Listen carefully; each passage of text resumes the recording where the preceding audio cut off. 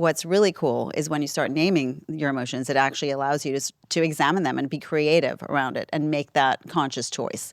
And so that helps so much to be able to connect with people in a way that they need to be connected with.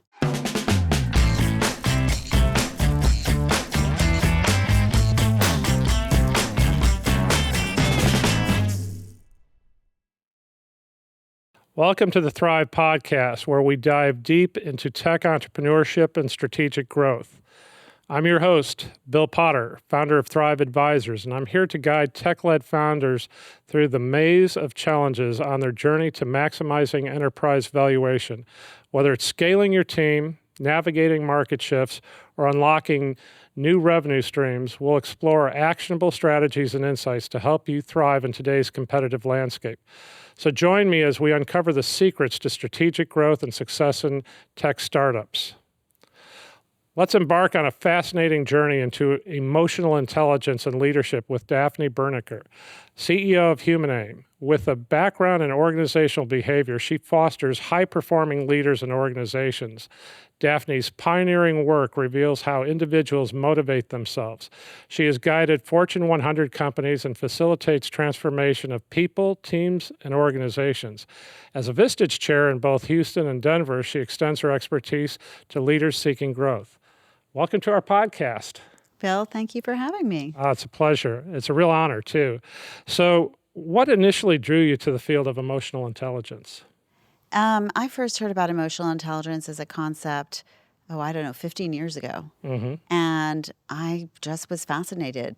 The idea of being able to measure and quantify something like that, emotional intelligence, that could very directly affect performance and success in life and in business was just mind-blowing to me, because IQ, it's arguable to what degree you can change that. But EQ, that's something that you can measure and actually make some changes and make a big difference in your organization and in your own personal life. Well, that's great. Well, that's encouraging for people that may be lower on that spectrum.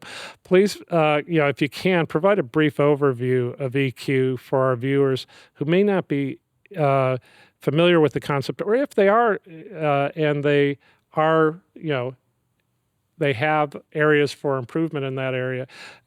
Give us a brief overview of that. Sure. So, emotional intelligence is really about blending thinking and feeling effectively to be able to make the right decisions and deliver the results that you want. Okay. So simply, it's just being smarter with feelings. I see. Right? So from a leadership standpoint, because while many of the audience, they own smaller businesses, they still have to lead people. And so from a point of, well, first of all, I guess it starts with self-motivation before you can motivate your team. And during those early years, it can be pretty tough, especially many of our audience members have companies that have temporarily stagnated. So resilience is huge, particularly in challenging or high-pressure situations. Take me through how EQ helps with that, and then how you increase the strength in those areas. Yeah, sure. So emotional intelligence is really a set of skills and competencies. It's about knowing yourself, so knowing what you're thinking and feeling, and also being able to sort of recognize what your triggers are. Good. And what other people's triggers are. So that's really crucial. Being able to adjust, when you're managing different personalities, being able to adjust your leadership style to theirs, that's a mark of high EQ. 100%, absolutely. So tell me a little bit about your organization.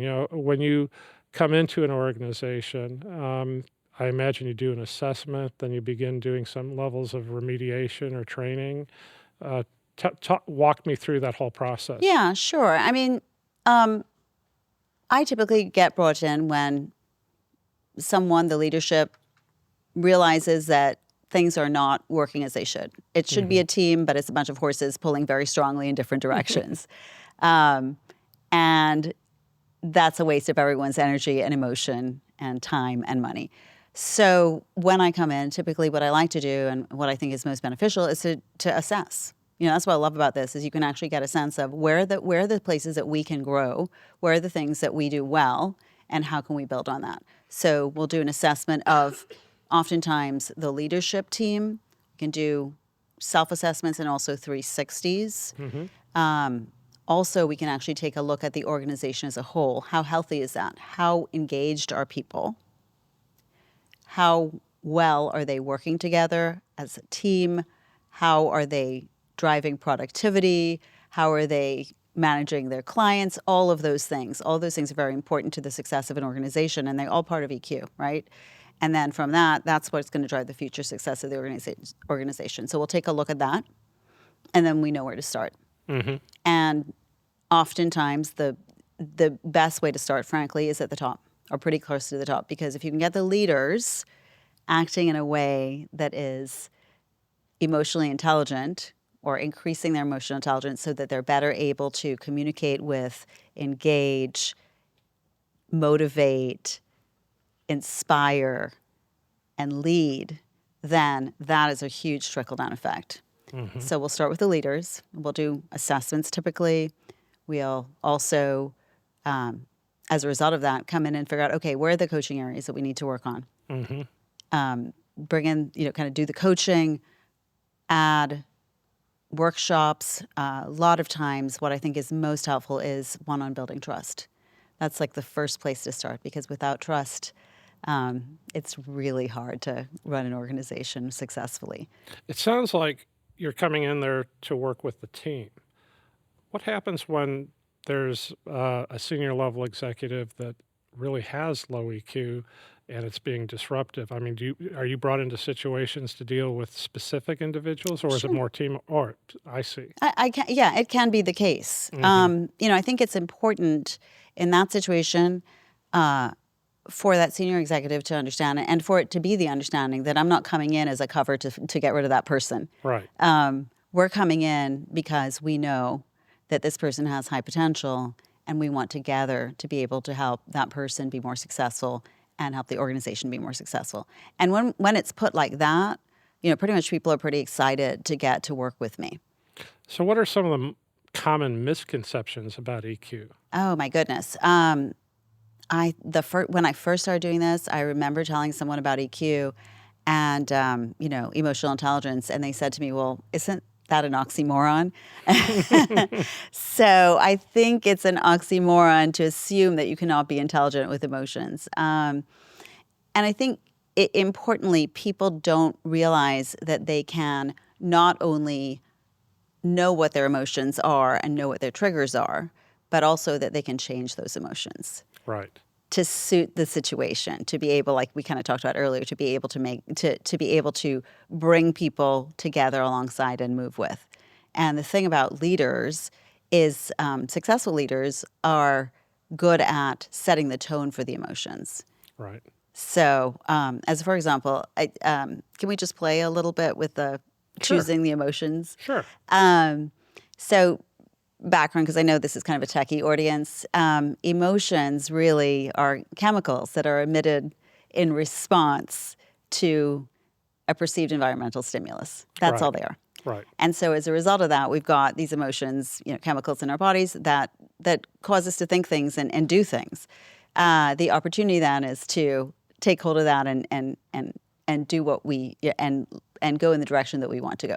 So I know that, Bill, I believe you told me a while ago that you had a crazy habit of enjoying jumping out of planes. Is that correct? Yeah, as a child, I always wanted to skydive. I saw it on TV, and I said, that's something that I want to do. And when I got to college, a guy on our floor had this orange fluorescent motorcycle helmet. And I said, that's the ugliest motorcycle helmet I've ever seen. He goes, well, it's not. It's a skydiving helmet. And I go, you're a skydiver? And he pulled out all of his equipment. And that weekend, we went jumping for the first time. Now, one thing that I knew about myself was that I have an acute fear of heights. And so if I'm looking from a building down, yeah, that'll not be a good situation for me. But what's interesting is when you're at 10,000 feet, or higher, you're looking out and you don't have that depth of perception. And so it really is, when the point of fear that you have is not so much being in the plane looking out, it's driving to the airport, deciding to just drive to the airport and say, we're going to do this. Oh my goodness. And so, in terms of emotional intelligence, one might think it's not very intelligent to jump out of a perfectly good aircraft. But what I recognized was I didn't want to live with my own limitations. And, it's much like EQ is, I grew up hearing, well, there are book smart people and street smart people. But the feeling that I was left with was both of them are rather static and there's not much you can do about it. So it's got to be exciting that when you decide to become an entrepreneur, and believe me, becoming an entrepreneur for some people can be more terrifying than jumping out of an airplane. For sure. Because by the time you jump out of an airplane, you've gone through a whole day of ground school, and you know that it's actually very safe to do, even though it's counterintuitive for those that haven't. But entrepreneurialism, not only is it terrifying, but it can also be very risky. And so from that standpoint, if you're starting a business and you feel that your people skills aren't where they need to be, it's got to be reassuring to them that there is ways for them to be able to change that. Yeah, for sure. And so getting back to you driving to the airport, you get in the car and you're like, oh my God, why did I make this ridiculous decision? This is going to suck. I'm so scared. I have to turn around to go back. And then in that moment, what'd you do? What changed for you? Well, it wasn't so much that I was concerned with it because I always wanted to do it, but then I had the fear of, well, what do I do if something goes wrong? Okay. And so I trusted, because I was expressing that to my friend who had many jumps, and he assured me, no, it's very safe. In fact, not only he told me this, but the ground school instructor. We were all sitting in a classroom, starting the classroom session of learning how to skydive. And he goes, I've got good news for you. You've already accomplished the most dangerous thing in skydiving. And we said, what's that? And he goes, just driving to the airport is far more dangerous than skydiving. And so that really helped calm our fears. And in many of the same ways, the Thrive advisors will come into an entrepreneur's situation where he's very challenged with the growth. He's fearing like, what, just like the skydive, the perception of skydiving is, what am I getting myself into? And they may be thinking, what have I gotten myself into? I don't know how to be able to manage these personalities. And so having someone like you is probably it's that friend who's been skydiving saying, it's fine. Yes, exactly. It's okay. Exactly. Don't be nervous. Exactly. So common misconception then is maybe, oh my gosh, I can't control my emotions. Right. Right. So that's one big one. And then, and kind of along with that too, is the idea that if you name your emotions, they're going to be bigger. If you actually sort of acknowledge them and admit they're there, that all of a sudden they're going to take control of you, and the genie's going to be out of the bottle, and it's going to be a disaster. And in fact, that's not the case. What's really cool is when you start naming your emotions, it actually allows you to examine them and be creative around it and make that conscious choice. And so that helps so much to be able to connect with people in a way that they need to be connected with. That is so true. Yeah, and was really going to be my next question was, what practical daily strategies or exercises can individuals do to implement or enhance their emotional intelligence? Sure. There are many that you can do. And I guess kind of thinking about this audience, one simple thing, frankly, is if you are not as familiar with your emotions, which some people really aren't, and that's okay, actually take the time and think about, what am I feeling, and write it down. Notice it. Like, what am I feeling, and what am I thinking then? Because those two are very connected. Frustration means that you're not accomplishing what you want to accomplish, right? So notice that. And that's good to know. It doesn't mean that you have to go crazy, but okay, now that I'm frustrated, what can I choose to do to open up differently? Another good strategy, in addition to noting your emotions, is around the idea of actually changing that. A lot of times when we're frustrated, and there's a lot of stress as an entrepreneur, especially in an organization where things are a bit stuck, changing. So what happens is under stress, we lose empathy. We frankly lose empathy for ourselves, and we sure as heck lose empathy for anyone else that we might have had empathy for normally. We just can't see them anymore. We can't see them as people and and we can't see a way forward. So the opportunity then is to step back, assess the situation, take a deep breath really, and think about different questions instead of, for example, why is this always happening? Or how is this person not doing what I've told them to do? Or, what were they thinking? There's a real opportunity there to change, right? To very purposely step into that space again, which you obviously had when you started off as a brilliant entrepreneur, to step back into that space of optimism and deliberately driving forward in a positive way. So the questions you can ask might be along the lines of, what's really happening here? What does this person need from me? What do we need to do to be able to accomplish this goal? How better can we work together? So create that space and open it up. Create that conversation. So important to be able to be open and honest with the people you're leading. That's a great point. As business leaders, we have to make decisions every day. And, it's clear to me that emotional intelligence definitely impacts your professional ability to make decisions. And as you said, when you're in that stressful situation, it is difficult. You lose empathy. And so by learning your own emotions and choosing how to react to that, going through those exercises and increasing that emotional intelligence, no doubt, enhances your professional decision making, especially during times of stress. Yeah, and I think also, Bill, sometimes, and I can't speak for the tech entrepreneurs per se, but sometimes when you're really focused on numbers and your whatever's going on in your computer screen and all these things, you're not as accustomed to looking at people. You're not as accustomed to listening to people. You're not as accustomed to seeing their eyes and hearing the nuances in their voices. And that's tremendous data. Like if you're not taking in the emotional data that's happening around you, it's kind of like driving down the freeway with,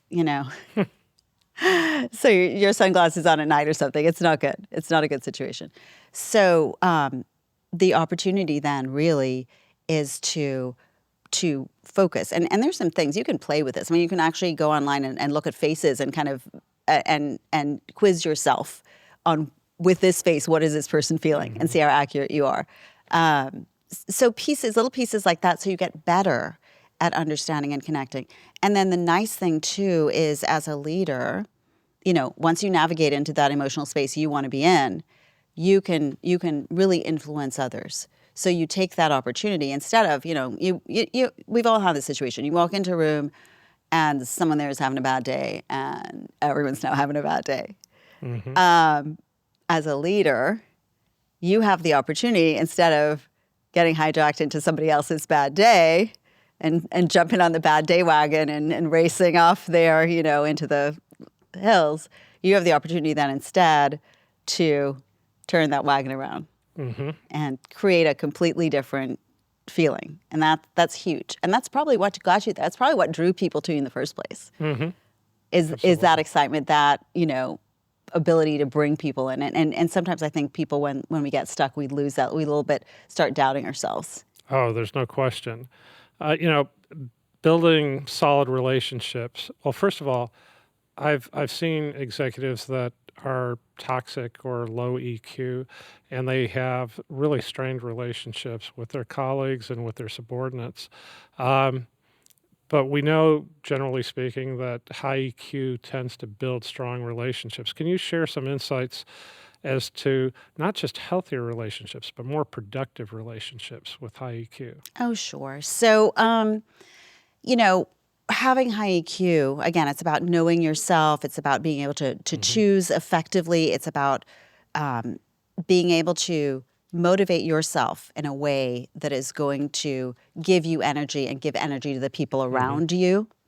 That's very important. And sometimes we come in with a lot of, frankly, head trash, or we develop head trash along the way, you know, where all of a sudden we're not driving ourselves in a way that is that we've developed a belief system that is not productive.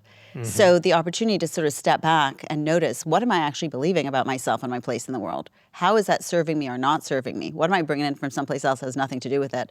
Has a tremendous opportunity to make a difference there. And you'll notice when you're in a room, oftentimes you can be in a room and the same conversation will happen and a bunch of people will leave and everybody has a different idea. So how do you create that space so we're all on the same page? Great. So, with all the companies that you've worked with, can you cite any specific research or case studies where the link between emotional intelligence and high-performing companies,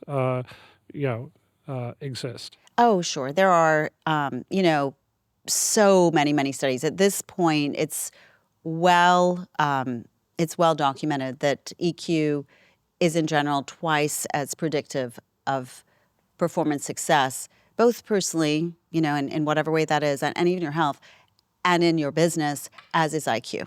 We know that. There are many studies to that effect. We also know that EQ in general predicts, at least 50 or 60% of your performance. We also know that leaders who are high-performing leaders, 90% of high-performing leaders have high EQ. So it's not impossible to be a high-performing leader without high EQ, but it's a lot harder. It's a lot easier, and you go a lot further. Yeah. So give us an example of one of the clients that you've come into that were challenged in that area. I mean, maybe it was the leader, maybe it was the entire organization, and what you did and what the result was. Okay. So I wouldn't say challenged per se, but I'm going to talk about a case study that I actually presented at the Harvard Coaching Conference a while ago. And this kind of goes back to my sort of early beginnings doing this gig. And you work with people that you know, like, and trust, and that's the only reason I got that gig, frankly. So a friend of mine asked me to come in and work with a young, very high potential person that he wanted to develop to be the leader of his company. And so we came in, created a cohort effectively, for this person as well as another, a group of people. We created that leadership team. We did assessments. We figured out what needed to be done. We worked on coaching and on training them to develop the EQ skills they needed. And then after about 6 months, instead of being excited to be on the bus, but just kind of sitting there on the bus and not knowing what to do, now they were like, revving the engine and taking off. And so from that became a whole situation where we promulgated that process throughout the organization. And so as a result of that, within, a very short period of time, the numbers grew from like 17 to 30 something people. And they were able to go from a, fairly small company in terms of what they're doing to punching way above their weight. It was a natural gas trading company. They did a $6 billion transaction. They became one of the major natural gas suppliers to India, which is completely unheard of for a company that size. And it's all because of the skills they developed. And we were able to go back and look at very specifically the engagement of people, the level of trust, how they worked with customer service, all of those important criteria, their productivity, their teamwork, all of those things went up. And as a result, we could actually measure the soft skills, and we had some really hard numbers that came out of it.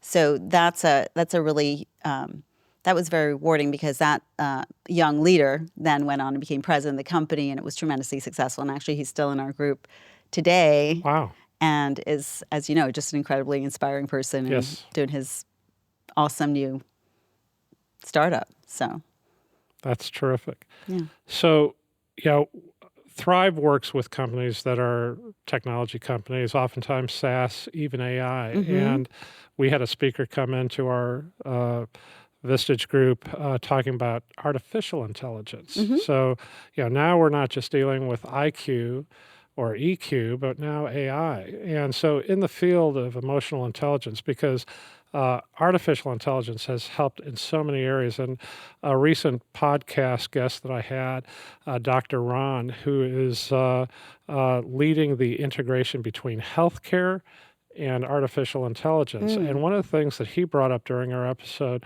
was mental health. And so, I was exploring that from obviously a business standpoint. And so I'm just wondering, what your perspective of is, one of the things that we were exposed to in our session with the AI specialist was that he gave the same presentation a year ago, and the only thing that was the same was the title page of the presentation because things had moved so rapidly. So with the fact that AI can help in so many areas of business, is organizational behavior and emotional intelligence, is that something that you're thinking about in terms of where AI can help companies with organizational behavior? I think that is a super interesting area for exploration. One of the things that we do know, for example, they did a study. It's speaking about empathy, right? They did a study where AI basically responded to patients' online questions, and so did physicians. And AI did a better job of responding timely in a more empathic way.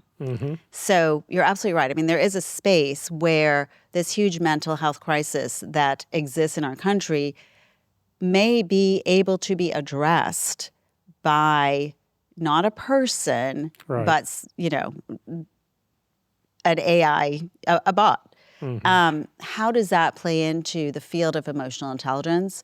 I think it is going to make it even more important when we interact with each other, because it is even more incumbent on us to develop those deep, meaningful relationships, which we have taken for granted.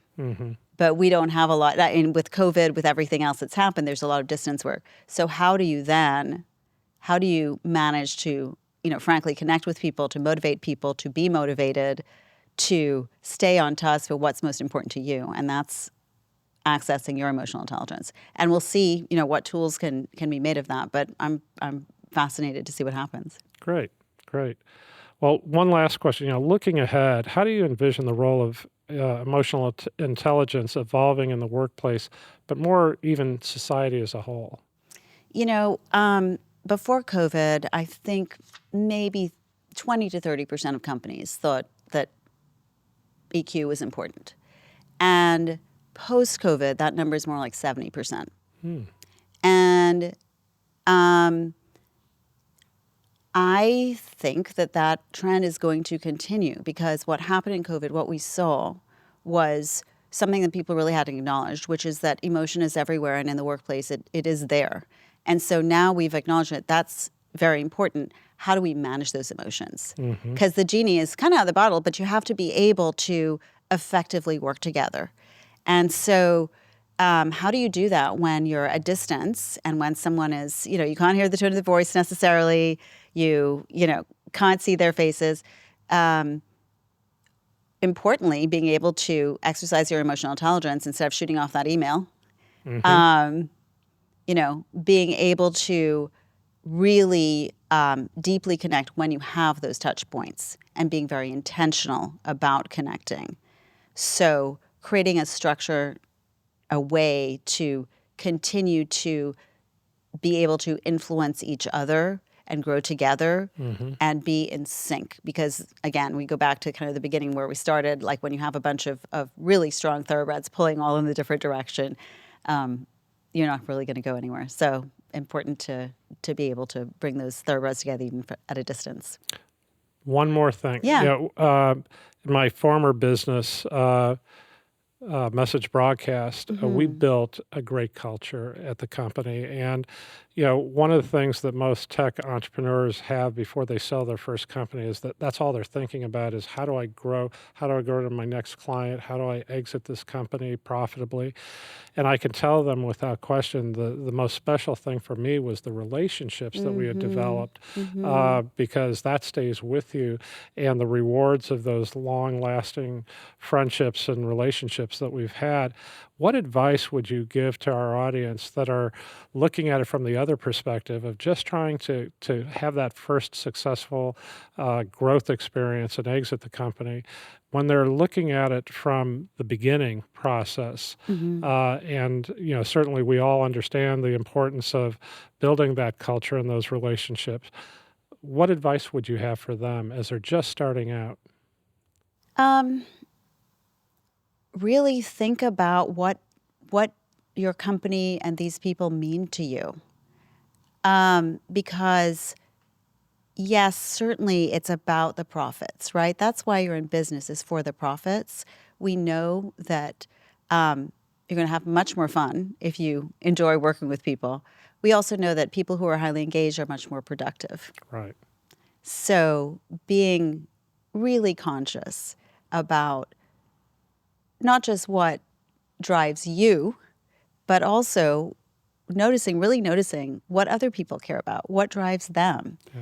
And importantly, I think with something like a tech startup, so often it's about that idealized dream, right? That's super important. It's also really important to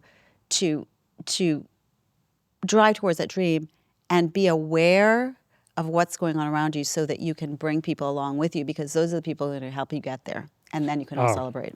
We could not have built Message Broadcast without the great people that we were leading. And one of the things that we learned very quickly was that leadership, it's not a position, it's a process. And that process begins with people aren't going to follow you because you're the boss. They're following you because you're in relationship with them.